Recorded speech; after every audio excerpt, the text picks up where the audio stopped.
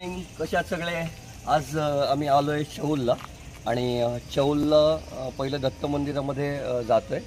तर हळूहळू आम्ही आता दत्त मंदिराच्या साईडनी निघतोय. चला तर तुम्ही दत्त मंदिराकडे.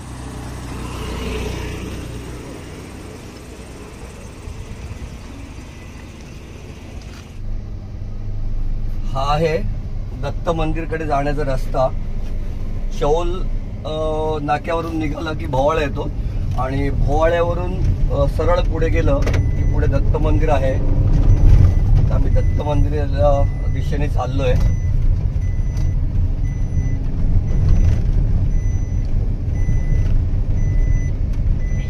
मस्त वातावरण आहे. पाऊस होता त्याच्यामुळे जरा सगळं हिरवंगार झालेलं आहे.